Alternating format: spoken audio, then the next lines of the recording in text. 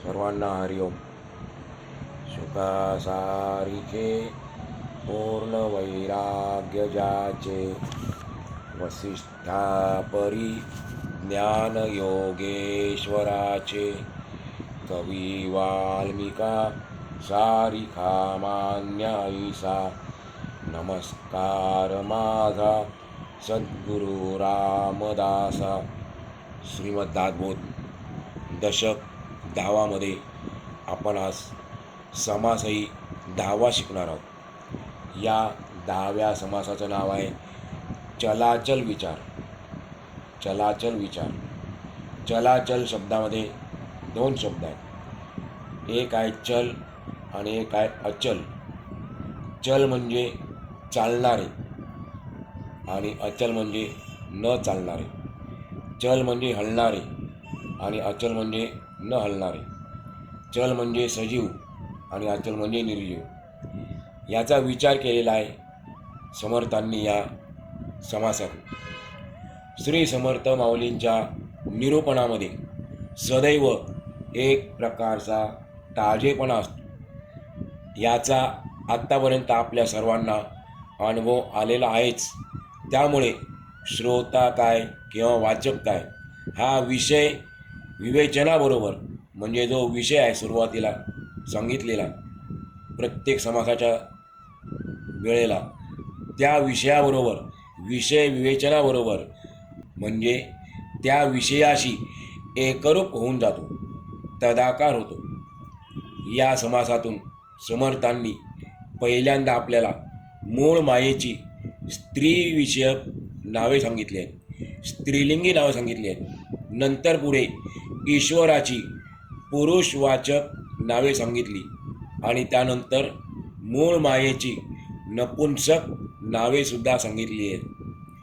म्हणजे आपण त्या नावावरनं मूळ माया कोणती, ईश्वर कोणता ते आपण ओळखू शकतो. ही सर्व नावे एकामागून एक भरावर सांगताना त्यांच्या भाषेचा प्रबळ ओघ म्हणजे प्रवाह आपल्याला स्पष्टपणे जाणवतो. तत्त्वज्ञान पुष्कळ वेळा केवळ एक शब्दांचेच जाळे निर्माण करते. त्यामधील मुख्य प्रमेय, मुख्य विषय त्या शब्दांच्या जाळ्यामुळे नजरेआड होतो. परंतु शब्दरूपी जंजाळाचे आवरण, शब्दरूपी जाळ्याचे जे आवरण आहे ते आवरण बाहेरून असले तरी आतील आत्मज्ञानाचे प्रमेय सुरक्षित असते आणि ते प्रमेय, तो सिद्धांत, ते तत्व उघडे नागडे करून, म्हणजे स्पष्ट करून लोकांसमोर मांडण्याचे महान कार्य संत महात्मे करतात. संतांनी पाप आणि पुण्याची व्याख्या बनवलेली आहे. संतांच्या मते दृश्य हेच पाप आणि ब्रह्म हेच पुण्य आहे. आत्मज्ञानाशिवाय, ब्रह्मज्ञानाशिवाय बाकी सगळा काही क्षीण आहे. काही माणसे बाह्यांगाने नाना प्रकारची बरी वाईट किळसवाणी साधने करतात, परंतु असे करूनही त्यांना समाधान मिळत नाही. खरे समाधान मिळत नाही. खरे समाधान फक्त आत्मज्ञान झालेल्या पुरुषाला लाभते.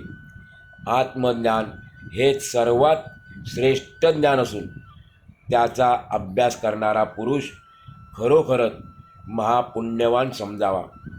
श्री समर्थ माऊली अखेर स्पष्ट शब्दात आपल्या सांगतात की माझा प्रत्यक्ष अनुभव हा असा आहे. आता प्रत्येकाने तसा स्वतः अनुभव घ्यावा आणि धन्य व्हावे. समर्थ सांगतात, आकाश जसे पोकळ आहे आणि कल्पनातीत उंच अवकाश आहे. आकाश किती उंच आहे आपण कल्पना पण करू शकणार नाही. ब्रह्मसुद्धा तसेच आहे. परब्रह्म किंवा ब्रह्म हे सदैव निर्गुण, निर्मळ आणि निश्चळ असते. त्यालाच परमात्मा म्हणतात. त्याला आणखी किती नावे आहेत कोण जाणे, परंतु नावे किती जरी असली तरी परब्रह्म मात्र आदी आणि अंती, सुरुवातीला आणि शेवटी अगदी जसेच्या तसेच असते. आपण अशी कल्पना करावी की अतिशय मोठी जागा पसरलेली आहे. समोर सांगता आपल्याला, मनात कल्पना करावी आपण की अतिशय मोठी जागा पसरलेली आहे. त्या जागेच्या भोवती आणखी खूप पोकळी पसरलेली आहे. अशा अनंत जागेवरून कदाचित परब्रह्माची आपल्याला किंचित कल्पना येईल.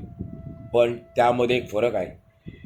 ती जी जागा आहे, पसरलेली जागा आहे, खूप मोकळी जागा आहे, ती आपण पाहू शकतो. पोकळी आपल्या मनाला भासते, परंतु परब्रह्माला वेगळेपणाने अनुभवता येत नाही. ते निराभास आहे, त्याचा आभास होतच नाही. निराभास असलेले ब्रह्म केव्हाही अगदी जसेच्या तसेच राहते. चारही दिशांना, पाताळाच्या खाली आणि वर अंतराच्याही पलीकडे पसरलेल्या ब्रह्माला कसलाही विकार नाही. ब्रह्म कुठपर्यंत आहे पसरलेलं, फक्त एक कल्पना केली. चारही दिशांना, पाताळाच्या खाली आणि अंतराच्याही पलीकडे ब्रह्म पसरलेला आहे. त्याला कसलाही विकार नाही. सर्व काळीच नव्हे, तर कल्पांताच्या म्हणजे प्रलयाच्या वेळीसुद्धा ते अगदी जसेच्या तसेच भरून राहिलेले असते. प्रलयकाळी, कल्पांताच्या वेळी सर्वाचा नाश होतो, पण अविनाशी जे तत्व आहे ते जसेच्या तसेच भरून राहिलेले असते. परब्रह्म अशी विलक्षण निश्चल वस्तू आहे. त्या निश्चल वस्तूमध्ये काही चंचल भासते आहे. ती वस्तू अचल, निश्चल, जराही न हलणारी, पण त्यामध्ये देखील आपल्याला काही वेळेला चंचलता भासते. त्यालासुद्धा अनेक नावे आहेत. त्याचे आपल्याला 3 प्रकार करता येतात. ते चंचल इंद्रियांना दिसत नाहीत, तरी त्याला नावे दिलेली आहेत. हे सगळे विचित्र आहे खरे, पण ते चंचल काय आहे याची आपल्याला कल्पना यावी म्हणून त्याला अनेक नावे देतात. निश्चळ परब्रह्मामध्ये भासणाऱ्या चंचलाला कोणकोणती नावे बघा. मूळ माया, मूळ प्रकृती, मूळ पुरुष असेही म्हणतात. त्याला शिवशक्ती हे सुद्धा एक नाव आहे, आणि अशी अनेक नावे आहेत. परंतु आपण जेव्हा एखाद्या वस्तूला नाव देतो तेव्हा तिला आधी जाणत असतो, ओळखत असतो. वस्तूचे ज्ञान नसताना उगीच शब्द वापरण्यात काहीही अर्थ नाही. समर्थ काय म्हणतात, कोणत्याही वस्तूचे ज्ञान नसताना उगीच शब्द वापरण्यात काहीही अर्थ नाही. वस्तूचे स्वरूप न कळता, न समजून घेता नुसत्या नावावरून उगीच कल्पना करीत बसू नये, आणि तसे केल्यास सगळा गोंधळच होतो. निश्चल आकाशामध्ये चंचल वारा वाहू लागला की तो वेगळेपणाने अनुभवता येतो. वारा आकाशातच असतो, पण ज्यावेळेला तो वाहू लागतो तेव्हा आपल्याला त्याचा अनुभव येतो. खरं तर वारा आकाशातच उत्पन्न होतो आणि आकाशातच वावरतो.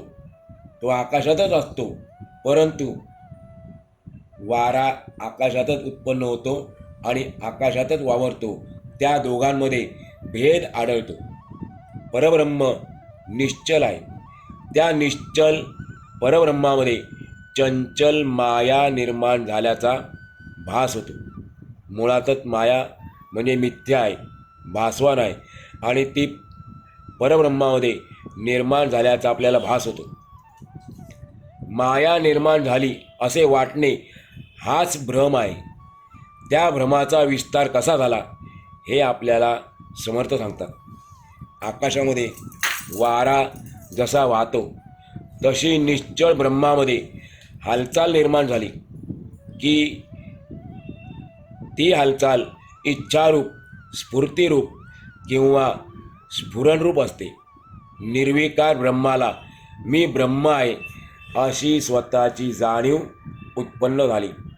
जे कधीच विकार पावत नाही अशा निर्विकार ब्रह्माला मी ब्रह्म आहे अशी स्वतःची जाणीव उत्पन्न झाली, आणि या जाणीवेला समर्थ म्हणतात मूळ प्रकृती असे म्हणतात. ब्रह्मांडाचा महाधारण देह रचला गेला. महामाया ती मूळ प्रकृती आहे. शास्त्रांमध्ये सिद्धांत रूपाने जे पंचीकरण सांगितले, आपण त्याचा अभ्यास काही समाजामध्ये केला होता. शास्त्रामध्ये सिद्धांत रूपाने जे पंचीकरण सांगितले आहे त्याप्रमाणे ईश्वराचे 4 देह आहेत. म्हणून मूळ मायेत जाणीव आहे असे म्हणावे लागते. जरी ती भासमान नसली तरी पण तिच्यामध्ये जाणीव आहे असे म्हणावे लागते, कारण ईश्वराचे 4 देह आहेत. पिंडाचे म्हणजे शरीराचे 4 देह आहेत. स्थूल देह, सूक्ष्म देह, कारण देह आणि महाकारण देह. याचा देखील आपण मागच्या काही समाजापूर्वी अभ्यास केला होता. एकेका देहाचा आपण अभ्यास केलेला होता. ब्रह्मांडाचे सुद्धा पिंडाप्रमाणे 4 देह आहेत. विराट, हिरण्यगर्भ, अव्याकृत आणि मूळ माया. मूळ मायेलाच महामाया किंवा मूळ प्रकृती असे सुद्धा म्हणतात. ज्याप्रमाणे पिंडाच्या 4ही देहामध्ये जाणीव अखंडपणे ओवलेली असते, त्याप्रमाणे ब्रह्मांडाच्या सुद्धा 4ही देहामध्ये जाणीव अनुसूतपणे कोंबलेली आहे. मूळ मायेतील जी जाणीव, मूळ मायेमध्ये असलेली जी जाणीव आहे तोच ईश्वर आहे. त्या ईश्वराची पुल्लिंगी नावे आहेत. आता आपल्याला समर्थ ती पुल्लिंगी नावं सांगतात, ती आपण ऐकूया. परमात्मा, परमेश्वर, परेश, ज्ञानघन, ईश्वर, जगदीश, जगदात्मा, जगदीश्वर अशी त्याची पुरुषवाचक नावे आहेत. त्यानंतर सत्तारूप, ज्ञानस्वरूप, प्रकाशरूप, ज्योतिरूप, कारणरूप, चिद्रूप, शुद्ध, सूक्ष्म, अलिप्त, अंतरात्मा, विश्वात्मा, द्रष्टा, साक्षी, सर्वात्मा, क्षेत्रज्ञ, जीवात्मा आणि कूटस्थ असेही त्याला म्हणतात. ईश्वराची अशी पण नावं आहेत. इंद्रात्मा, ब्रह्मात्मा, हरिहरात्मा, यमात्मा, धर्मात्मा, नैऋत्यात्मा, वरुण वायू कुबेरात्मा, ऋषी देव मुनिधर्ता, ऋषी देव मुनिधर्ता अशी देखील आणखी त्याची काही नावं आहेत. त्यानंतर गण, गंधर्व, विद्याधर, यक्ष, किन्नर, नारद, तुम्बर यांचा आणि सर्व लोकांचा जो अंतर्यामी असलेला आहे, या सर्वांच्या अंतरंगामध्ये जो आहे त्याला सर्वांतरात्मा म्हणतात. चंद्र, सूर्य, तारामंडले, भूमंडले, 21 स्वर्ग आणि 7 पाताळे या सगळ्यांना अंतरात्मा चालवतो. त्यावर अंतरात्म्याची सत्ता आहे. मूळ मायेची पुरुषवाचक नावे सांगून झाली. आता तिचीच स्त्रीवाचक नावे ऐका. मूळ माया हीच कोणी एक वेली आहे. वेली म्हणजे वेल, लता.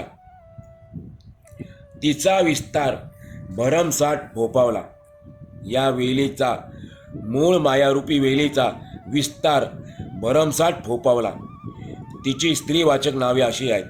मूळ माया, जगदीश्वरी, परमविद्या, परमेश्वरी, विश्ववंद्या, विश्वेश्वरी, त्रैलोक्य जननी, अंतरहेतू, अंतरकळा, मौनगर्भा, जाणीव कळा, चपला, जगत ज्योती, जीवनकळा, परा, पश्यंती, मध्यमा, मुक्ती, बुद्धी, मती, धारणा, सावधानता अशी अनेक प्रकारची बुद्धी. त्यानंतर भूत, भविष्य, वर्तमान उलगडून दाखवणारी शक्ती, जागृती, स्वप्न आणि सुषुप्ती या अवस्था ही मूळ माया जाणते. तुर्या आणि तटस्थ अवस्थासुद्धा ती जाणते. सुख, दुःख, मान, अपमान ही सुद्धा ती जाणते. ती अति कठोर आहे आणि अति कृपाळूसुद्धा आहे. ती अत्यंत कोमल व प्रेमळ आहे, तशी ती अतिशय रागीटसुद्धा आहे आणि कमालीची मायाळूसुद्धा आहे, प्रेमळ आहे.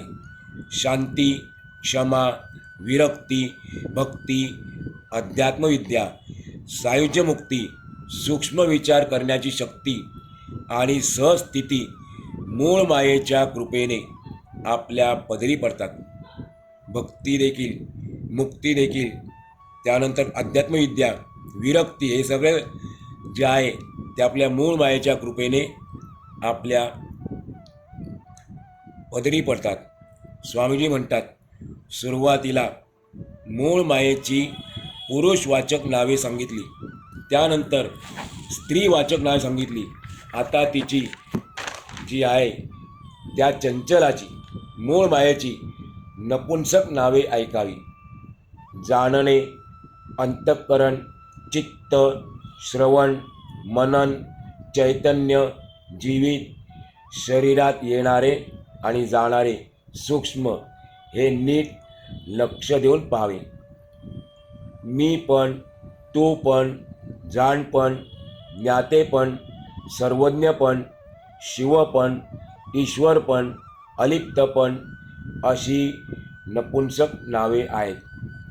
नावे जरी 3 प्रकारची सांगितली तरी मूळ माया, ईश्वर, महामाया, सर्वांतरात्मा वगैरे सर्व एकरूपच आहेत.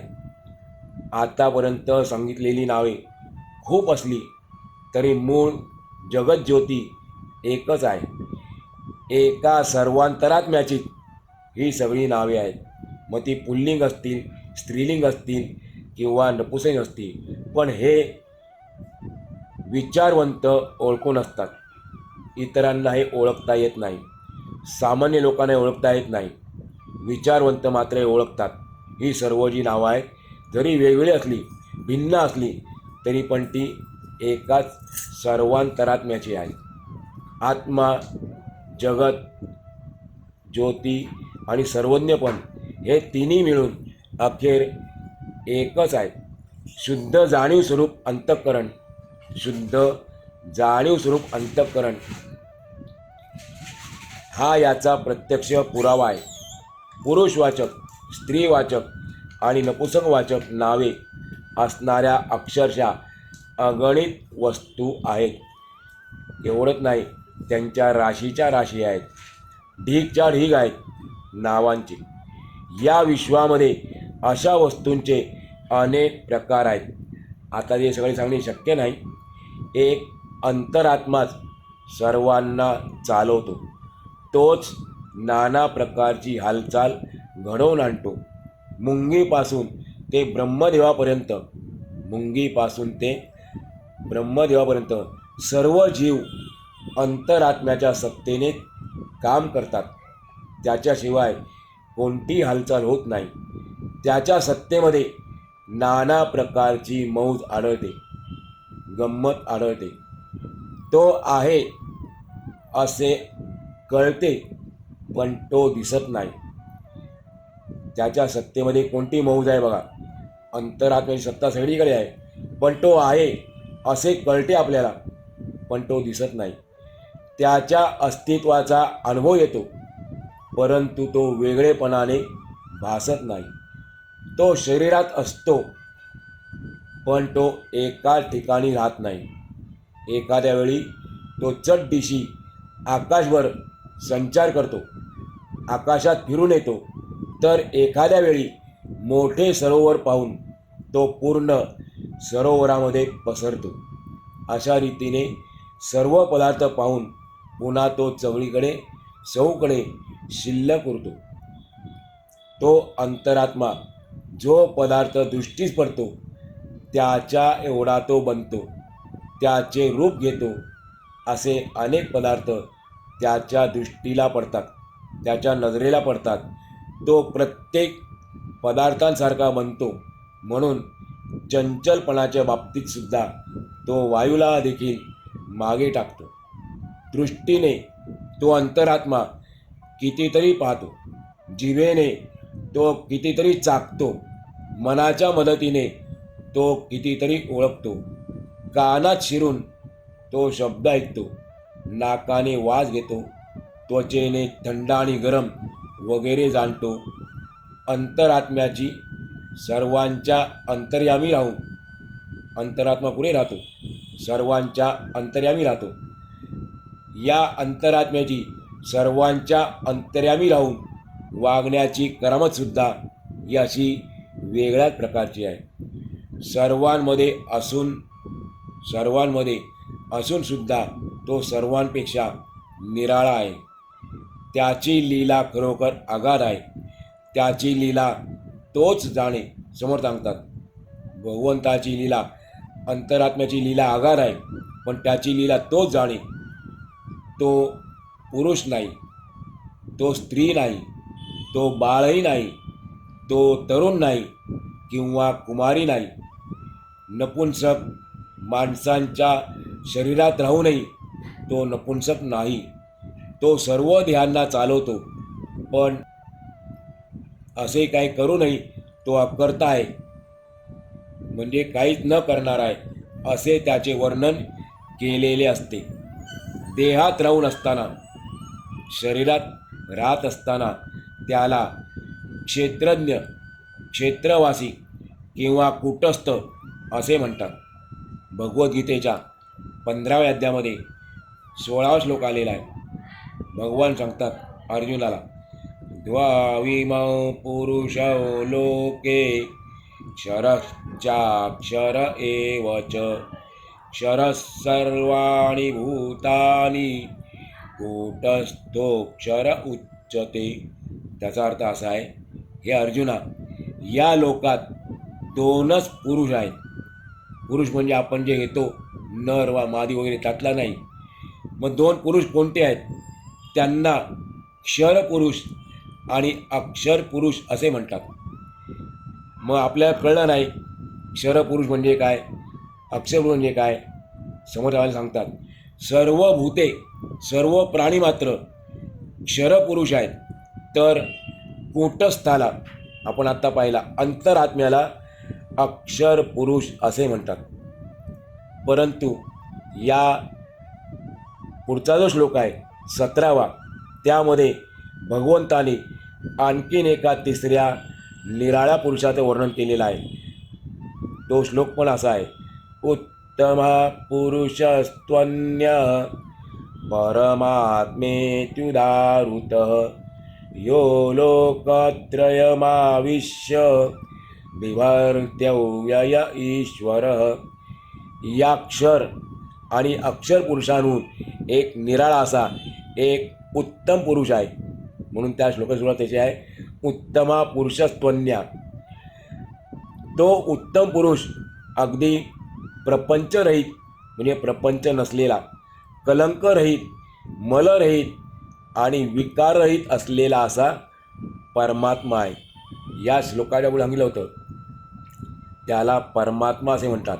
उत्तमा पुरुषस्त्वन्या आणि म्हटलं शेवटी परमात्मेतु दारुत, त्याला परमात्मा म्हणतात. साधकाने या चारही देहांचे निरसन करावे. म्हणजे काय करायचं? साधकाने देहाच्या पलीकडे जावे. देहाच्या पलीकडे गेला की साधक अनन्य भक्त होतो. चारही देहांचे निरसन झाले, मग त्या ठिकाणी अंतरात्मा, आत असणारा जो आत्मा अर्थात परमात्मा, तो सुद्धा उरत नाही. ज्या वेळेला चारही देहाचे निरसन होते त्यावेळेला अंतरात्मासुद्धा उरत नाही. विकार नसलेल्या स्वरूपामध्ये विकाराला जागाच नाही. परब्रह्म तेवढे एक निश्चल आहे. बदलणारे जेवढे आहे तेवढे सारे मायामय आहे असे आपण ओळखावे. आणि याबाबत उगीच फार खटपट करण्याची जरूर नाही. दोन गोष्टी आहेत, एक निश्चल आणि एक चंचल. यापैकी शाश्वत म्हणजे कायम टिकणारे कोणते आहे ते आपण ज्ञानाने, केवळ विवेकाने ओळखून काढावे. आसार टाकून देऊन सार घेण्यासाठी, आसार टाकून देऊन सार घेण्यासाठी सारासार विचारच करायला पाहिजे. शाश्वत काय आणि अशाश्वत काय याचा विचार ज्ञानी माणसे निरंतर सदा सर्व काळ करीतच असतात. निधी ध्यासाच्या ज्ञानाचे जेव्हा विज्ञान होते म्हणजे प्रत्यक्ष अनुभवात रूपांतर होते. इथे विज्ञानचा अर्थ काय केलेला आहे? प्रत्यक्ष अनुभव. म्हणून निधी ध्यासाच्या ज्ञानाचे प्रत्यक्ष अनुभवात रूपांतर होते.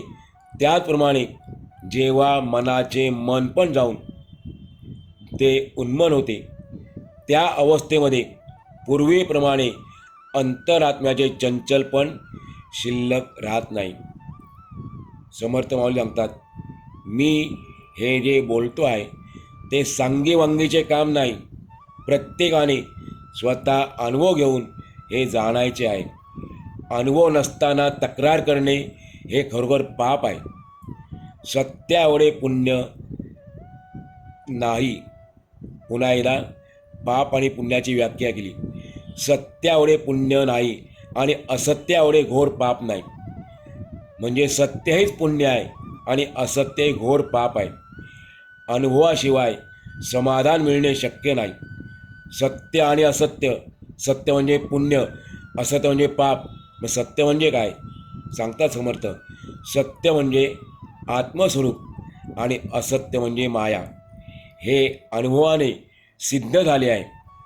पाप पुण्य यांची लक्षणे ही अशी आहेत. मायामय दृश्य म्हणजे हे पाप. मायेला पाप म्हटलेलं आहे कारण दृश्य म्हणजेच पाप आहे आणि ती बनवणारी माया म्हणून ती पण पापच आहे. मायामय दृश्य म्हणजे हे पाप ओसरले की मग परब्रह्मस्वरूप पुण्य तेवढे शिल्लक राहते. त्याच्याशी तदाकार झाले, एकरूप झाले परब्रह्माशी, की आपण स्वतः सिद्ध परमात्मा वस्तूच आहोत. आपण स्वतः तो परमात्मा वस्तू आहोत. आपण परब्रह्मस्वरूप आहोत असा आपल्याला प्रत्यक्ष अनुभव येतो. तेथे देहाचा आणि दृश्याचा मुळीच संबंध नाही. अशा रीतीने पापराशी जळून जातात. हा देह मुळात पापापासून बनलेला आहे. अगदी महत्त्वाची गोष्ट सांगतात समर्थ आपल्याला. आपला जो देह आहे तोच मुळात पापापासून बनलेला आहे.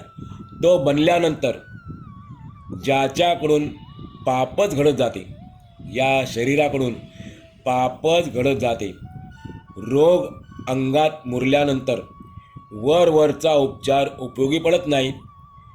दृश्य हेच पाप आहे. त्या दृश्याचा पंचभूतांचा देह बनला आणि तो दृश्यातून सुख घेण्यासाठी वापरला. आपण या शरीराच्या माध्यमातून या दृश्य जगामध्ये असलेली सुख घेण्याचा प्रयत्न करतो, म्हणून तो पाप आचरित असतो. खोल गेलेली देहबुद्धी आपल्याला चिकटलेली आहे जन्मापासून. देहबुद्धी ही खोल गेलेली देहबुद्धी वरच्या उपचाराने नाहीशी होत नाही. विविध क्षेत्रात जाऊन मुंडन केले, डोक्याचे सगळे केस काढून टाकले, अनेक तीर्थात जाऊन शरीराला कष्ट दिले, निग्रह करून देहाला ठिकठिकाणी तोडले किंवा निरनिराळ्या मातींनी देहाला घासले, तापलेल्या मुद्रांनी देहाला डाग दिले, तरी तो काही केल्या शुद्ध होत नाही. कोण? आपला देह. हे सर्व करून देखील शुद्ध होत नाही. त्यामुळे आतमध्ये असलेल्या दोषांना जराही धक्का लागत नाही. परमार्थ कशासाठी करायचा? आपल्या आत असलेले जे दोष आहेत, विकार आहेत, ते घालवाडी करायचा आहे. पण असं केल्यानंतर आतमध्ये असलेले दोष तर जातच नाही, त्यांना धक्काही लागत नाही. आतमध्ये असलेल्या दोषांना जाळण्यासाठी आत्मज्ञानच गरजेचे आहे. सगळी व्रते, दाने, योग, याग, तीर्थाटने या सगळ्यांपेक्षा आत्मज्ञानाचा मार्ग जो आहे तोच महत्त्वाचा आहे. आत्मज्ञान कोटीपटीने जास्त महत्त्वाचा आहे. जो सदैव आत्मज्ञान संपन्न आहे त्याच्या पुण्याला काही मर्यादाच नाही. ज्ञानी पुरुषाच्या अंगी प्रचंड प्रेम असते, प्रचंड पुण्य असते. त्याच्याजवळ अमर्याद सुकृत आढळते. या सर्व अनुभवाच्या गोष्टी आहेत. अनुभव घेतल्याशिवाय कोणीही दुःखी होऊ नये. म्हणून स्वामीजी म्हणतात, अहो प्रचिती यावी, अनुभव यावा असे वाटणाऱ्या लोकांनो, प्रचिती घेण्याचा प्रयत्न तरी करा. प्रचिती नसेल तर सगळे दुःख आहे. म्हणून मी प्रार्थना करतो, हे रामराया, तुझ्या कृपेने लोकांना प्रचिती घेण्याचा जो निश्चय आहे तो त्यांचा निश्चय कायम टिकू दे, अशी समर्थांनी प्रार्थना केली. आणि ते सांगतात तसं आपण स्वतः अनुभव घ्यावा. साखर स्वतः खावी आणि मग किती गोड आहे ते आपणच स्वतः अनुभव घ्यावा. अशा प्रकारे श्री दासबोधाच्या गुरु शिष्य संवादातील 10व्या दशकातील चलाचल नावाचा 10वा आणि अंतिम समास पूर्ण झाला. आणि तसेच याचबरोबर समर्थांच्या कृपेने आणि आपल्या सर्व तुमच्या सर्जांच्या श्रोत्यांच्या सहकार्याने हा जो दासबोधाचा पूर्वार्ध आहे तो देखील आपण या ठिकाणी पूर्ण करतो आहे. दासबोधाचे 20 दशक आहेत आणि त्यापैकी आज आपण 10 दशक पूर्ण केले. उद्यापासून आपण उत्तरार्धातला जो पहिला दशक आणि पहिला समास आहे त्याचा पण अभ्यास करणार आहोत. हरिओम.